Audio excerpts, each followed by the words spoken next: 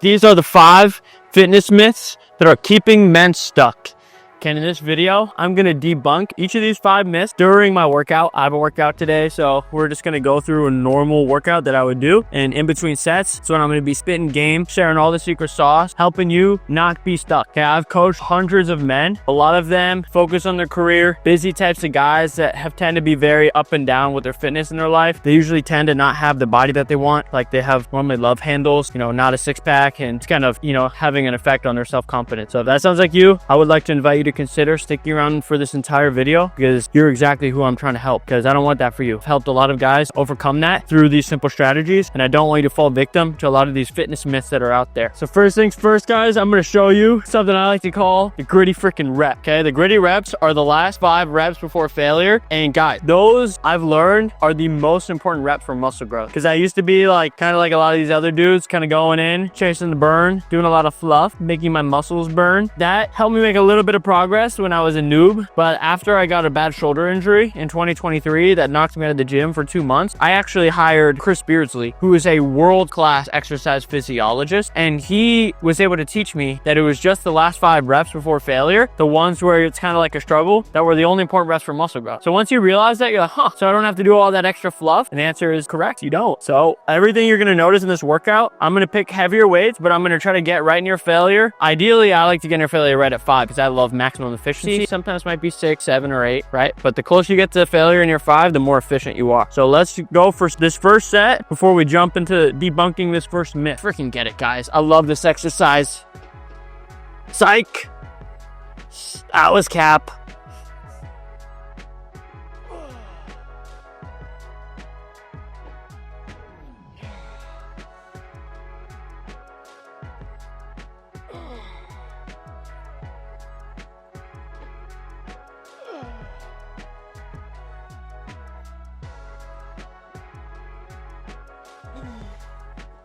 Ooh. On something like a squat that's very challenging, right? It involves multiple joints, kind of gets your heart beating. You might not have to get all the way to failure. Notice I left a little bit in the tank there, but it still was super high quality. But guys, the first myth that I want to debunk is this idea that the only way to make fitness progress is through goal setting, right? So I'll share a quick story on this. I started as a trainer when I was 19 years old. I just started at Crunch Fitness in Gainesville, where I went to school, and I had no idea how to help people with their fitness at the time. I had obviously had a fitness journey that I was super proud of, that changed my life, and that was my motive for wanting to get into it, but I didn't really know how to help other people do the same thing. So I was at Crunch, and all my managers were teaching the exact same thing. They said, here's how you help people. They're gonna sign up with you, and you gotta start setting some goals, right? You gotta have a numeric goal that they gotta reach at the end of the month, and then you have to mark every single week are they or are they not at their goal? Basically hold them accountable just to the goal. And I was like, okay, sounds reasonable. That wasn't what I had personally done for my fitness journey, but I was like, you know what, I'll give it a chance. So that was my general strategy when I started, was everything they taught me at Crunch. Set these goals. I would do a lot of these exhausting hit workouts where it's really putting my clients through the ringer, getting their sweat on. And what I found is it wasn't creating the life-changing transformational results that the gym had created for me. In fact, a lot of people were starting to resent the number on the scale, the way their body looked. The whole journey was starting to feel like a chore, and it wasn't sustainable for them. And I was 19, so I didn't really anticipate that was going to happen. But after about a year of coaching, I could not have confidently said that I really helped change a lot of people's lives. Yes, I got some good workouts with people. Yes, I got people some, good results and number on the scale temporarily, but there was nobody that I was like, wow, their body and mind changed, their identity changed, they transformed just who they were. Because that's how the gym helped me, right? I was not a growth-minded person before the gym. I was the biggest procrastinator. I was very stagnant, very lazy. And the gym for me was not just about, hey, let me go get this result. Let me go set this goal. I got to be at 165 by this date, and I got to do these things to get to that number. It had nothing to do with that. The gym was just my opportunity. It was my outlet to start actually playing life on offense, not defense. And it was very identity focused. I was like, hey, I'm kind of tired of just being, that stagnant, lazy, depressed guy who's getting walked all over and is just eating a bunch of glass. And I'm going to start being the guy that takes life by the horn. I'm going to start being the guy that's going to be the best version of himself. And that's what the gym was about for me. It had nothing to do with setting these goals. It was about just becoming this new version of myself. There was no timeline. There was no due date, right? It was for me, a lifestyle change. This is something I never wanted to revert from. And the more I meditated on like, why am I coaching people so much different from the way that the gym had actually changed my life, I realized how silly it was. And then I looked around at all the other trainers at Crunch, and they were all doing the exact same thing that my managers taught. It was all strict goal setting, right? If you jump into any other coaching program, 99.9 of them are going to say the exact same thing. First thing you do, hey, let's set some goals. How much do you want to be on the scale? What result do you want to be in 3 months, 6 months, right? Okay, let's do these things to get this result. The problem with that, guys, it's kind of like you can struggle, but if it's always like that goal setting focus and it's not that identity focus, hey, I'm committed to creating this lifestyle change, I'm committed to becoming this new version of myself. It's kind of like swimming upstream. You can try a lot, right? You can take a lot of effort to get this thing, and you might make a little bit of progress just from brute force swimming upstream, swimming up this current, but eventually you'll always revert to the level of your own self-image, the level of your own identity. So if you have that results focus, you might make a little bit of progress, but that's why you fall right back to where you were, right? Compared to the alternative, which is, hey, I'm not going to obsess about the number on the scale. I'm not going to obsess about just getting this goal, but I'm creating a commitment. I am declaring to myself, to the universe, to my coach, that I'm done with this old version of me and I'm ready to become this new version of me. And I'm going to prove it every single day by going to the gym, by eating clean foods, by showing up to my habits. When you have that approach, guys, and there's no timeline on it, there's no deadline. That's like swimming with the current. It all becomes easy at that point. You just start to magnetize people that seem to help you. You start to attract the right people around you, the right things around you, the right mentors, all of it. The universe conspires to help you the minute you create that declaration to yourself of the new version of you that you're committed to becoming. And if you're like, Jacob, maybe this is the first time you've ever heard about,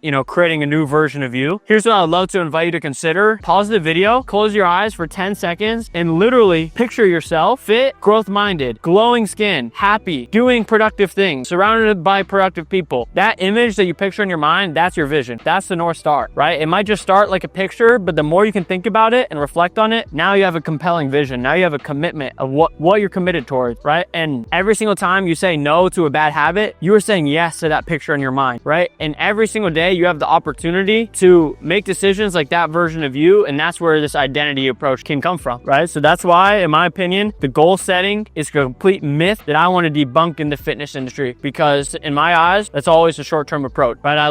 One of my favorite personal development books is Atomic Habits by James Clear. I've read it probably over 20 times, and chapter 2 is my favorite chapter, but it's all about this idea, setting identity-based habits. And James Clear, let's keep in mind, guys, this guy is probably more knowledgeable on behavior change and habit development than probably like anybody that you could find. There's a reason why his book is the #1 top-selling book on habits. And literally, the core tenet in the book is how much more powerful identity-based habits are than outcome-based habits. So he describes it this way. He says, imagine there's like an onion, right? And an onion has all these different layers. He says the outer layer of the onion, that's like setting a goal-based habit. Hey, I want this result, so I'm going to do these things to get this result, right? And it's always fleeting. It's always short-term because it's on the outside. But we said an identity-based habit is literally the core of the onion, right? It's right in the center. And when you can work on the core, right, it's not fleeting, right? It's actually sustainable, right? So the difference would be, hey, I'm not just going to focus on getting this outcome, doing these things to get this outcome, but hey, I will go to the gym every single week so that I can become a growth-minded fit person, right? It's having that approach of, hey, this is who I'm becoming by doing these things. So maybe you don't know who exactly you want to become. Well, you can reverse engineer this process. Think about, hey, okay, what are the results I want? Okay, ask yourself right now, do you want six-pack abs? Okay, if that answer is yes, okay, I want six-pack abs. Okay, then ask yourself, who would I have to become to get six-pack abs? Okay, well, I would have to become a consistent person. I would have to become a disciplined person. I would have to become the type of person that appreciates long-term gratification over instant pleasure. I would have to become the type of person that when he's feeling a certain way, he doesn't just revert to like doing bad habits to numb himself, right? Like let's say he's feeling a certain way about just life, or he has some certain pain or emotion. His default is, hey, I'm going to respond to that by doing productive acts, by exercise, right? So think of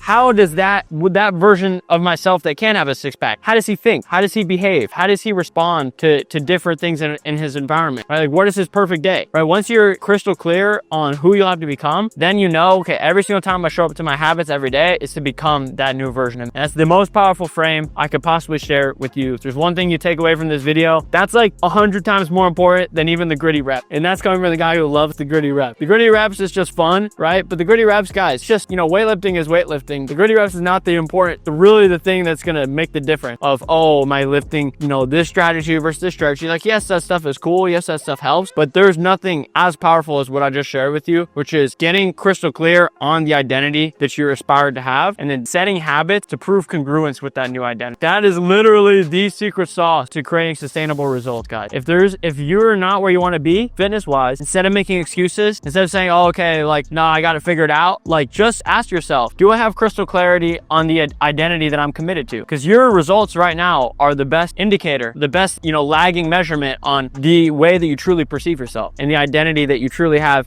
registered in your mind that you're committed to becoming. So that's just an idea that I want to invite you guys to consider today, is setting your habits, not just thinking about what you want, but who you're becoming. Because if you become that version of you, guess what? Not only are you going to attract the result that you wanted, but you're going to surpass. That's the cool thing, right? It's like, I just said I wanted to become a growth-minded person. I didn't think I was going to get this awesome of a body, but then time just keeps going and you just keep getting better and better and better. And it's an infinite game, guys. That's the thing with health. There's no making it, right? Like, if you're just trying to make it, okay, once I get a six-pack, then I'll be happy. If you have that perspective, you could grind really hard, get a six-pack, but then it'll leave you feeling empty and you'll probably revert right back to where you are. For me, with my approach, the day I die is the day I'll be in the best shape of my life, right? And I love it. It's like super gratifying every single day, becoming that version of me. To me, that's what life's all about. It's about becoming the best version of you. So when you die, you can be on your deathbed and think, wow, I lived as the highest version of myself, right? In all respect. That's what I'm going after, right? Like, why would I want to be on my deathbed and think, man, I'm really happy that I let myself down. I'm really happy that I, just took the easy route, that I played small, that I didn't live into my potential. Like, I promise, literally, if you can imagine yourself on your deathbed and think, what type of thoughts am I going to want to have, right? And get honest with yourself, right? For me, I'm crystal clear. I want to squeeze every freaking drop out of life that I possibly can, okay? And hope maybe I can rub some of that off on you. But that's fitness myth number one, guys. No goal setting, yes, identity approach. All right, let's get this next setting, guys. That was a whole lot of yapping. Holy cow, this is going to be crazy. I'm going to add some more weight, guys. I'm going to add a 10 on each side. Oh my gosh, I feel this in my adductors, guys, right here. This is a good exercise. So if I ever leave a little bit in the tank like I did last time, I'm not afraid to increase the weight a little bit. Although my legs are pretty freaking sore just from one set. I don't know how that happened. All right, let's get it, guys. 5 gritty ass reps. Let's go.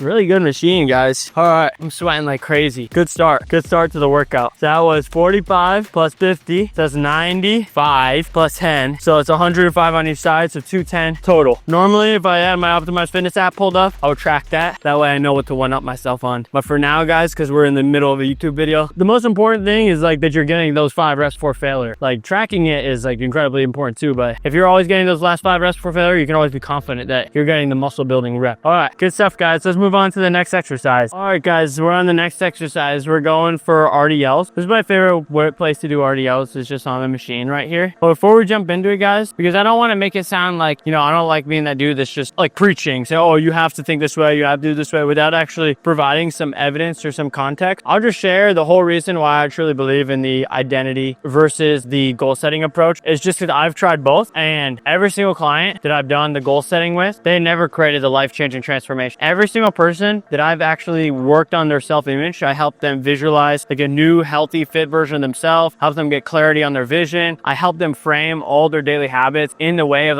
hey, this is not just doing, this is you becoming. All those guys, those are the guys that really created life-changing transformation. My client Jim lost over 60 pounds, literally transformed his body, mind, confidence. She just texted me yesterday. He did an 8.5 hour hike and he crushed it. And it's literally when I started with him in October, he was 260 pounds, victim mindset, and now he's growth mindset, right? My client Justin, we created this vision of success. Justin, there's one idea that I want you to list out. Here's an exercise you can literally do. Get a piece of paper or pull up the notes on your phone and just list it at the top, the worst version of me, right? And list out all the traits. How does the worst version of me look? How does he think? How does he feel? How does he think of himself, right? All these things, list it all out and give that version of you a name, right? For me, it's stagnant Jacob, right? For you, it might be, fat Ryan, right? Or whoever, or whatever. Then I want you to write the opposite of each of the things that you wrote. So if you wrote, you know, fat and out of shape, right? Like 6-pack abs, lean and shredded and confident, right? And then take the opposite of all those things, and then that new version of you, give him a name. Call that, like, for me, it's growth-minded Jacob or prosperous Jacob, right? For you, think like, give him a name. For some of my clients, it's warrior Brian. For one of them, it's ultimate Lee. For one of them, it's success Justin, right? For one of them, it's undefeatable Justin, another Justin, right? For one of them, it's heroic Mon, right? So all my clients, they get like this alter ego of this best version of themselves. And then just think, what would that best version of me do? Let that question just swim in your brain, right? Like for me, I'm always asking myself, what would growth-minded Jacob do? Would he spend all morning just, you know, watching the NFL, sitting on his couch, you know, just like ordering pizza? Or would he, you know, went to the coffee shop, like freaking, you know, did a little bit of reading, worked on himself? Right? So I asked myself that question. And for me, every single day, my personal goal when I wake up, right? So from the moment I wake up to the moment my head hits the pillow and I go to sleep, my goal every single day is to do what the best version of me does. That is my goal. I have clarity on what he looks like. I have a name for him, right? I know all of his traits, all of his thought patterns, all of his habits. My goal every single day when I wake up is to create congruence with that version of me. And when you do that for long enough, eventually your habits create who you are, right? So I like this quote from Aristotle is, you are what you repeatedly do. So if you create a vision, but you don't take action, you're literally kidding yourself, right? But if you take action without the vision, you'll fall back to your limited identity. But if you have the vision and you take action, that's how you can create congruence. That's how you can actually transform. Okay. So, I just wanted to share, you know, a couple anecdotes. That way you don't feel like I'm just yapping and preaching. You actually understand, like, you know, this is working for real people and working for myself too. Like even with creating my business, guys, like when I started my business and I didn't have the intention that I wanted to create this identity shift, I wanted to hang on to all my old ways of thinking, all my old habits, but I wanted a $10,000 a month, right? It was never going to happen. That's why I struggled for so long, because I was so reluctant to let go of the old version of me to make space to become the version of me that could have what I wanted. So you might have to have a hard decision with or like a hard conversation with yourself. Say, like, you know, if I'm going to have a 6-pack ab and if I'm going to become that new version of me, what vices am I going to have to give up? What old ways of thinking, what old habits, what old patterns am I going to have to tolerate just letting go of? That could be hard because you might be super used to doing old things. Like for me, like fantasy football was something I always loved, right? But when I think of the version of me that could hit $10,000 a month and could have a very successful business, right? That wasn't the same version of me that was just, you know, super comfortable, happy, doing easy stuff every single day like I used to be. And so I had to let go of what was good to make space for what was great. So you might have to let go of things that you like, things that you're used to, right? Like those little sweet treats that you just are really used to, right? Like your ways of thinking have brought you exactly where you're at. So if you keep hanging on to all those old things that you think are okay, well, guess what? That's literally keeping you stuck. You have to be willing to part ways with your past ways of thinking, your past actions and behaviors to make space to become the version of you that can have new results. And if you're not willing to do that, then you're going to have that hard conversation with yourself, because there's no changing your results without changing who you are, right? That's like, imagine like a plant was withering and dying, and instead of, you know, watering it and fixing its roots, you tried to save the plant by painting it green, right? Does that make sense? That's kind of like the equivalent of, hey, I see I don't have results that I want. So instead of really working on the roots and fixing it from its core, I'm going to try to like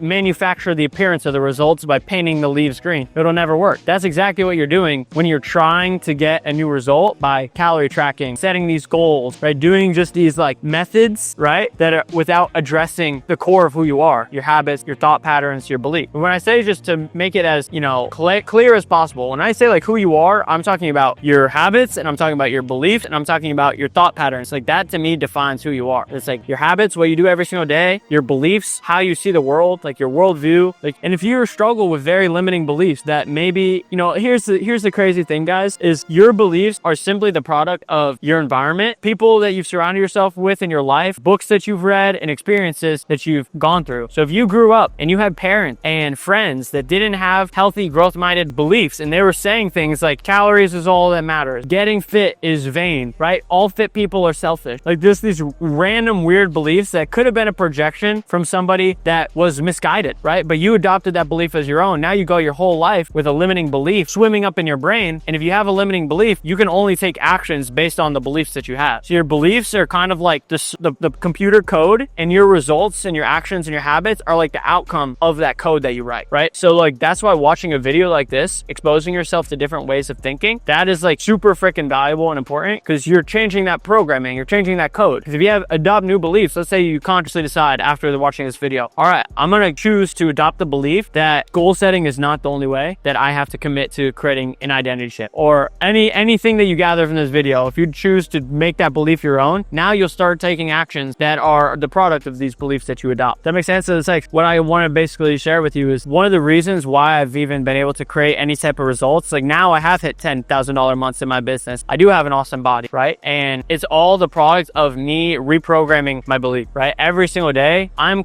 only exposing myself to people and things that are actually like planting very empowering beliefs into my mind, right? It's like one of the biggest cheat codes. That's why I believe in mentorship. That's why I've hired 5 mentors. That's why I read every day. That's why I only follow people on social media that have the results that I want to have. It's because I understand the power of your belief, and I understand that every thought and idea you're exposed to has the ability to impress on your belief system. So you have to guard your belief system. Like literally, it's like your most valuable asset you have, because it sets the foundation for your entire life and everything that we create. So you have to literally protect it, like with, freaking ferocity. All right, I'll stop yapping. Let's get gritty. All right, so right here, guys, I'm going for RDLs. So just a simple hint. Let's get it.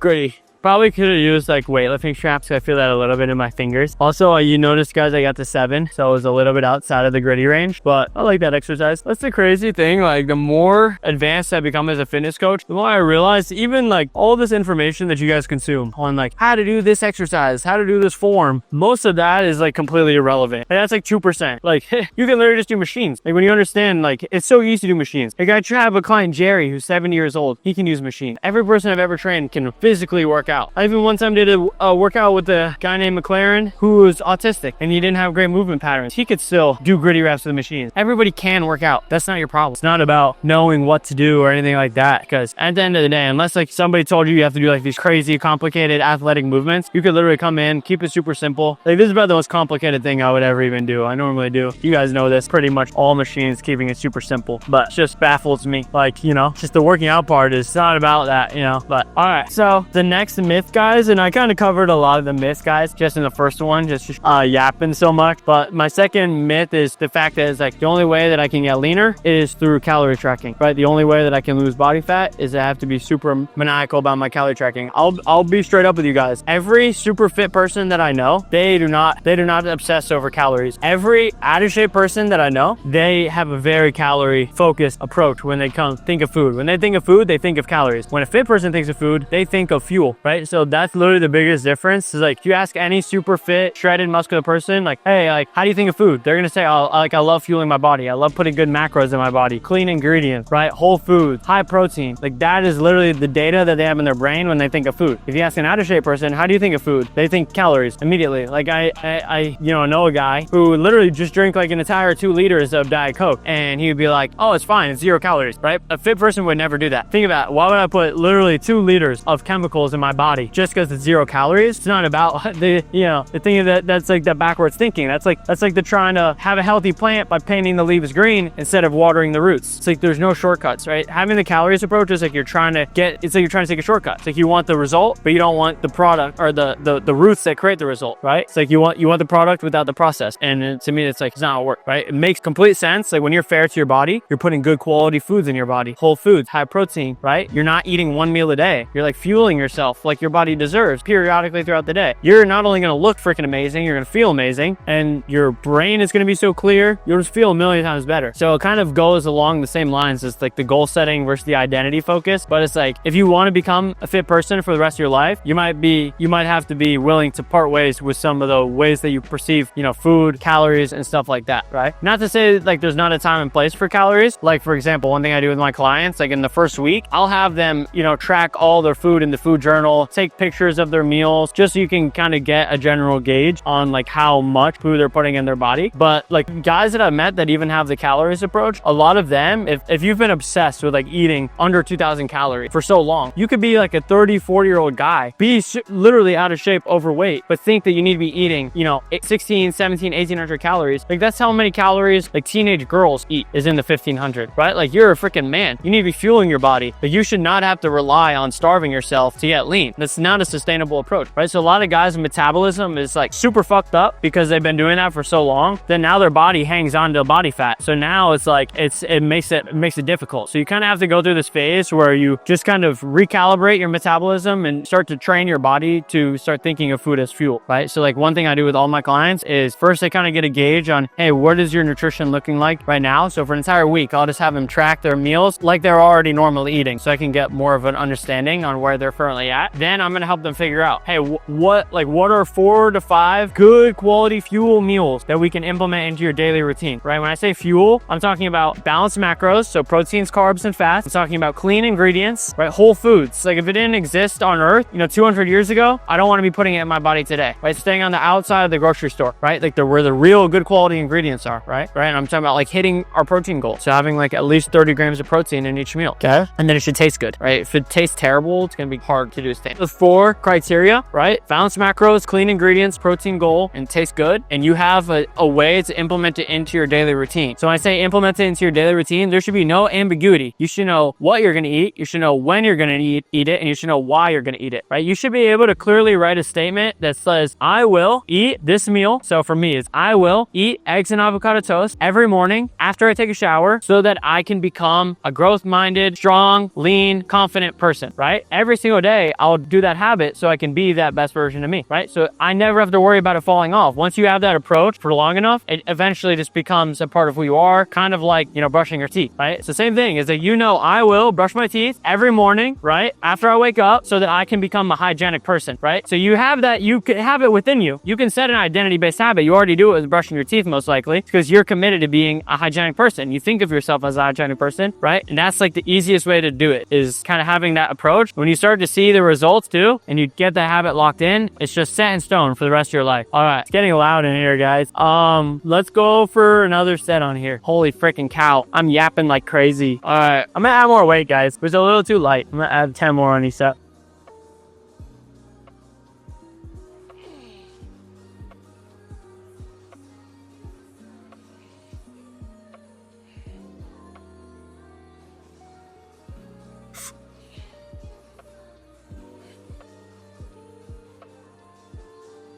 Yup, did it. Right near failure. All right, nice work, guys. All right, let's go to the next exercise. Guys, we're on the next exercise. We're gonna go for a single arm machine decline press. This is actually one of my favorite machines in this gym. This can really get gritty like crazy on this machine, which I really like. I'm looking forward to. But yeah, just to kind of finalize that point that I was making, guys, I think you'll probably notice a recurring theme. You know, a lot of basically what I'm sharing and a lot of the myths I think in the fitness industry is a lot of people are focused on like up here in the clouds in the leaves, when in reality, if they put their focus on underground in the roots, that's like the real long-lasting solution. And that's just why I think those fitness myths might be keeping you stuck. Because if you're over here obsessing about like these different little strategies, these different little things that you should be doing, compared to thinking about your actual identity, like who you are, it's always gonna just feel frustrating, because you're gonna feel like I'm trying, like why am I not seeing that change? But in reality, it's like you don't want to just be leaner. You want to be leaner because of how it's gonna make you feel, like because of who you're going to become, right? How it's going to affect, you know, your own reputation with both yourself and with people around you, right? Like what different opportunities is it going to bring up for you? How is it going to affect your career, right? How is it just going to affect your legacy, right? All these things. That's why you really care, right? So it's like, if you can think about that, you start thinking underground for a little bit. Probably says one of the most valuable things I can just give to you today. It's just that way of thinking. But let's get gritty, guys. But we basically talked about a lot of the, you know, myths so far. We talked about the goal setting myth. We talked about the calorie tracking myth. And now want to talk to you guys about the high reps.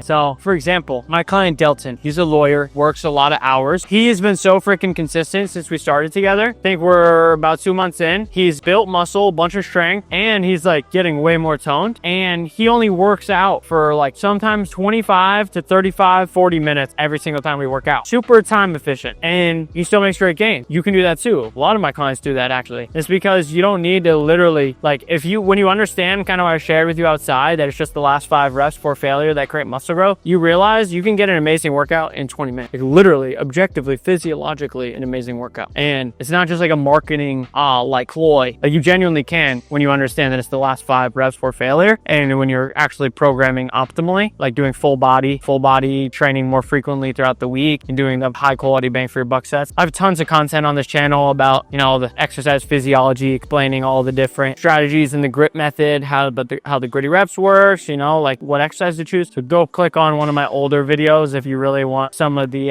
hypertrophy nuance. Today is a little bit more metaphysical because it tends to be what I think is a little bit more important personally, although they're both my passions. But let's get gritty on this set, guys. I'm gonna show you guys exactly what I mean. All right, so in a traditional program, you would see 3 to 4 sets, 10, 12, or 15 reps on probably 6, 7, or 8 exercises. So let's just take that to the max. That could be 8 exercises, 4 sets. That could be 32 sets. Let's say you're doing 12 reps on each one. That could be what, close to 400 total reps in a workout. So compared to a 400 total rep, if you're doing 32 sets, let's say you're taking like probably a minute between sets, 45 seconds to a minute. Let's say you have to walk around the gym. Workout's probably going to take at least an hour, 20 minutes, hour and a half, right? For the types of guys that I serve, like Delton, like Brian, like Jim, like Justin, it's like career focused types of guys. Lee, Matt, Dylan, Fede. These are guys that value their time and energy. They don't have the ability to train for an hour and a half. And then also, like, they might be able to do it once or twice, but to actually make it sustainable, to actually make it a lifestyle change, you need a method that's going to be able to last you not just for 3 months, not 6 months. You don't give a shit about getting results for 3 months if you're going to revert right back to where you are. You need a strategy that's going to actually help you create this transformation for the rest of your life. That's what I'm offering, because the grit method, super efficient. It can actually slot into your routine very nicely, and it doesn't even leave you aching in that much pain, right? It's crazy. Once you try it, you'll never want to go to anything else. Once you see it, you can't unsee it, okay? So what it looks like, guys, is I'm not going to pick a light weight. First of all, you can do as many warm-ups as you want. Some of my clients, they like to go a little lighter or do like a warm-up or 2 just to kind of get their joints lubricated. Me personally, I go straight for the gritty sauce. That's because I've been practicing this for a while. But look at this, guys. I picked a heavy weight, so I'm going to try to get right near failure, about right at 5 reps.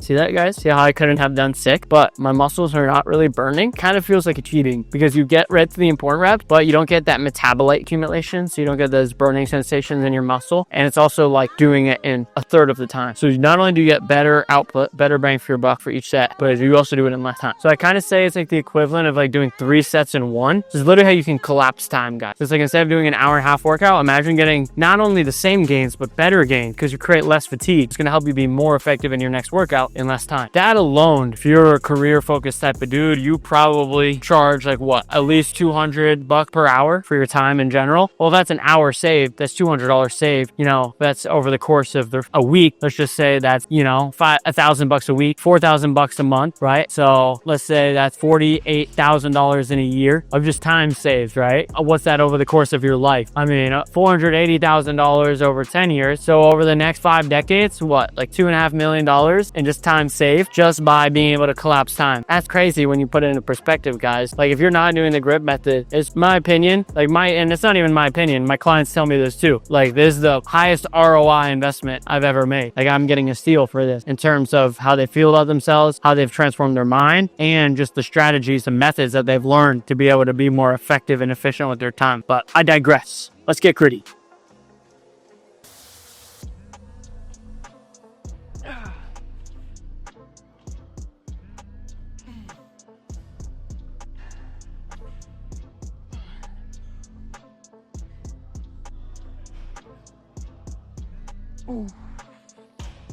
Right near failure.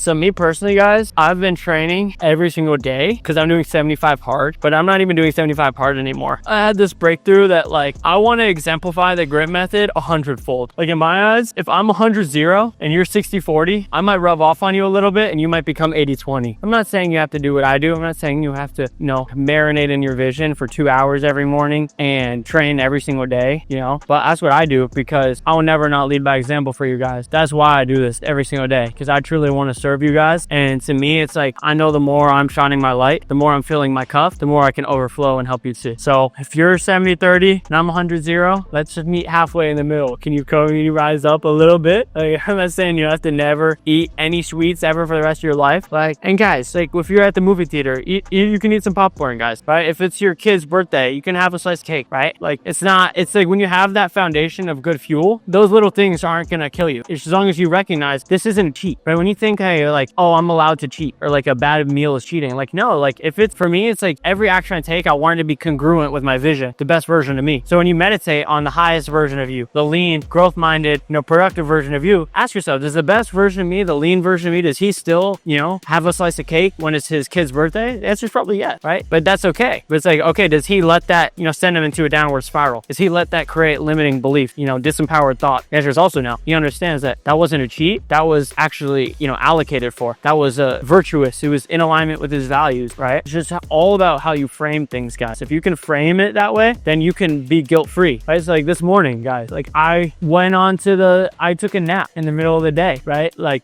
because even though I was resting, it wasn't a bad thing, because for me, it was conscious.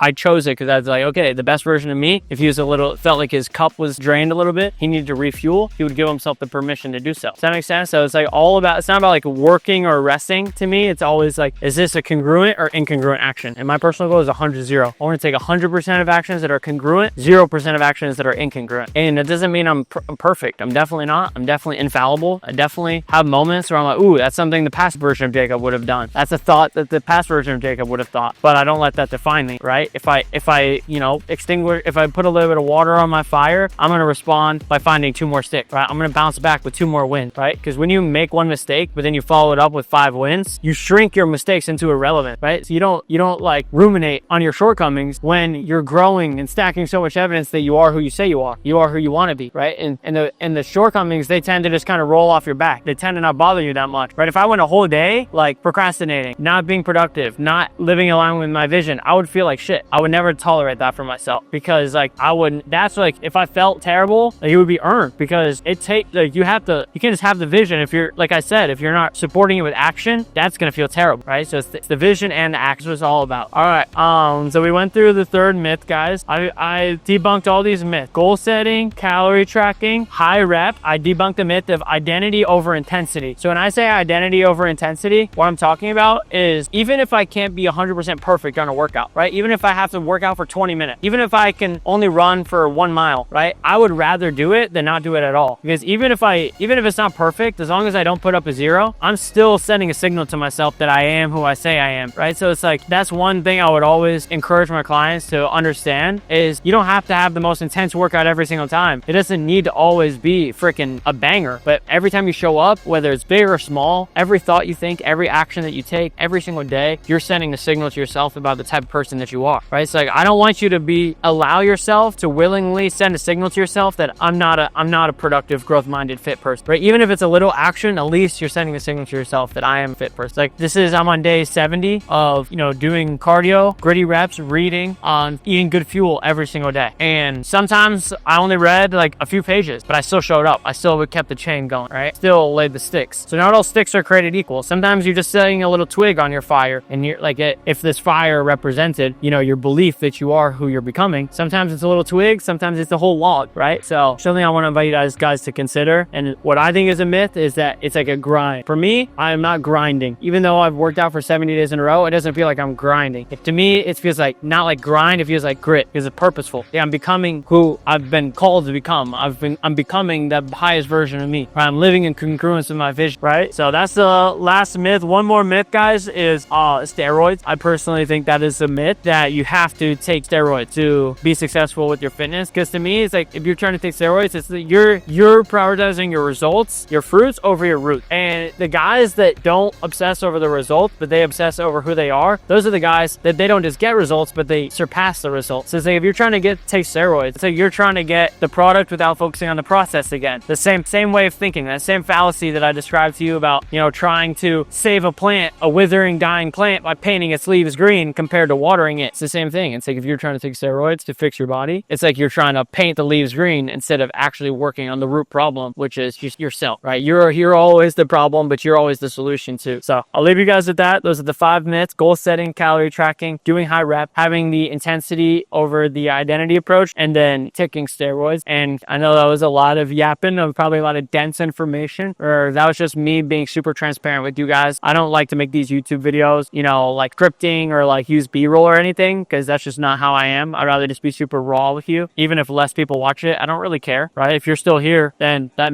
means you're one of those unique dudes that you actually see the value in this and you want to transform. It means you have that seed of potential within you. Yeah, if you made it to the end of this video, you're probably already working with me, but in the off chance that you're not already working with me, reach out to me on Instagram. Say, hey, Jacob, I watched that video. Like, I have some questions on it, or just tell me your thoughts on it. Like, I'd love to have a conversation with you, see what you're struggling with, see actually like what you've tried. If you've tried any of these myths before in the past, you see how I might be able to help you with this new method to help you create sustainable, long-lasting identity shift, new results, new body, new mind, new confidence. That's what I'm on this earth to do, is to help men just like you. So if that sounds like you, feel free, reach out to me on Instagram. Let's have a conversation, see how I might be able to help. But see you guys in the next video.